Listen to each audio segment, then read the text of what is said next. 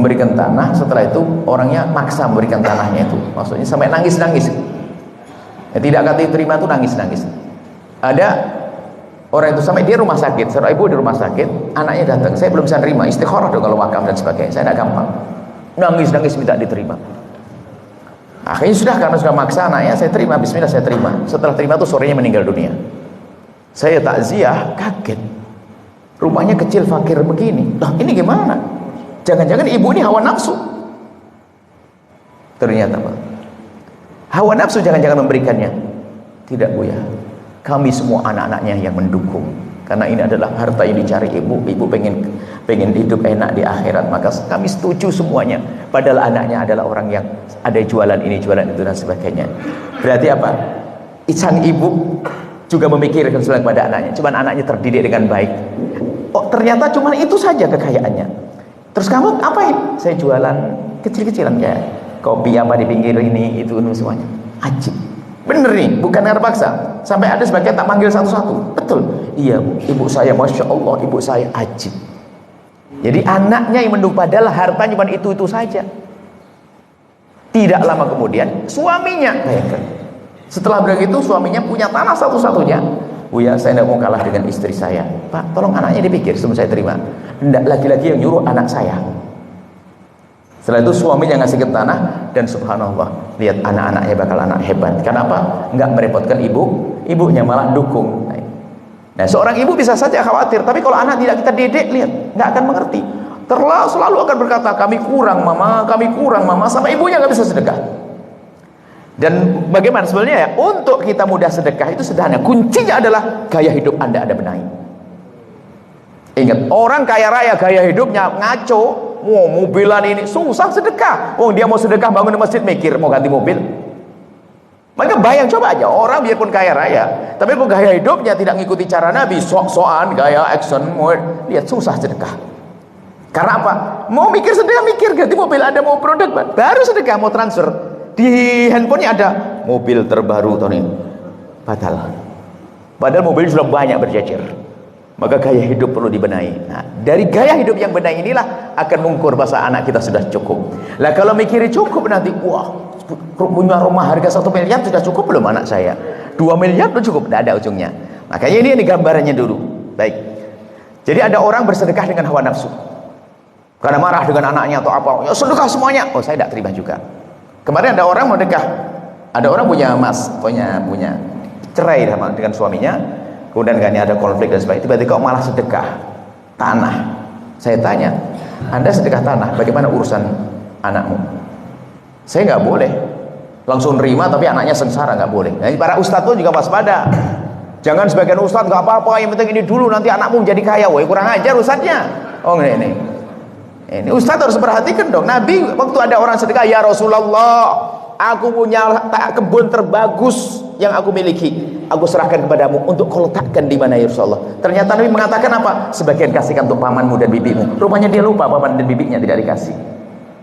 Maka saya pun juga tidak terima ada orang sedekah dengan kami, anaknya sengsara, juga nggak mau dong.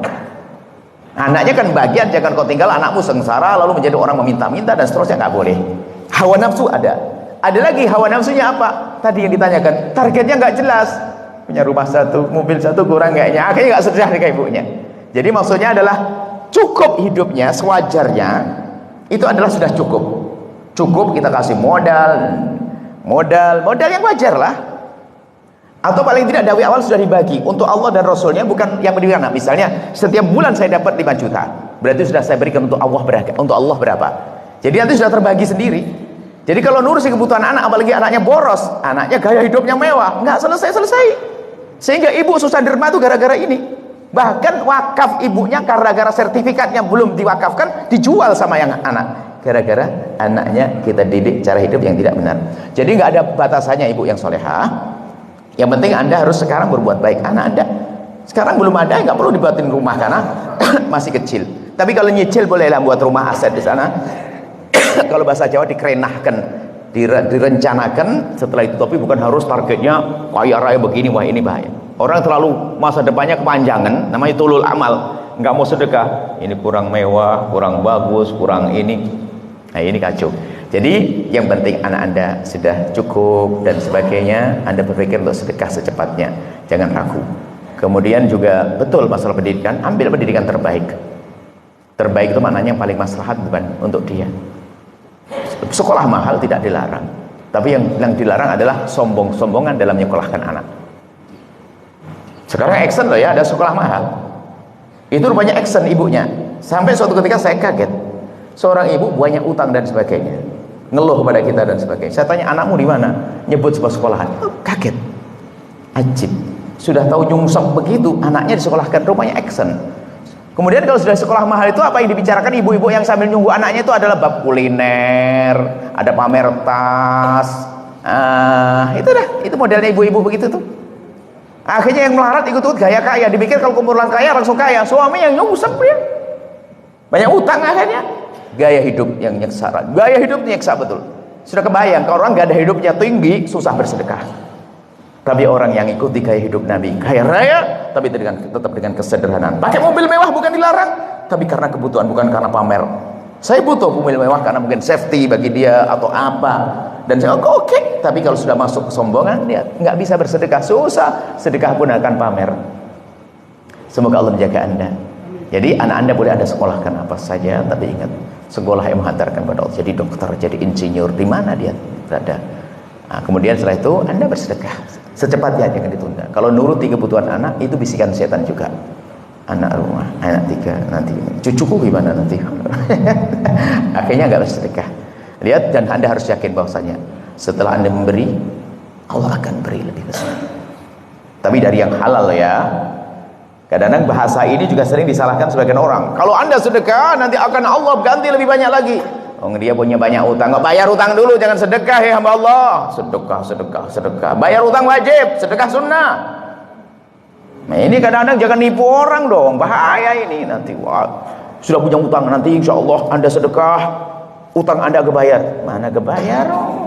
Oh, dia ngelakukan yang sunnah, wajibnya enggak. Bayar utang dulu, baru nanti. Bayar utang itu wajib, bayar zakat wajib. Jangan bicara sedekah.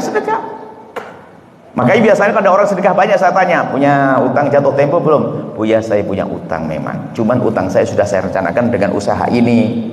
Utangnya belum jatuh tempo, oke lah. Tapi utang jatuh tempo, bayarin utangnya, ngapain ke sini? Ngapain sedekah? Saya tidak perlu dengan itu semuanya.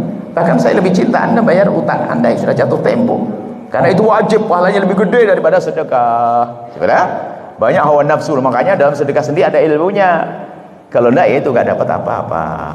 Kalau sudah, nanti saya ajak sholawatan sambil kota amal. Tapi itu kota amal bukan untuk Al-Bahjah, tapi untuk yang ada di Berlin sana. Wah, hebat Anda bangun masjid di negeri sana.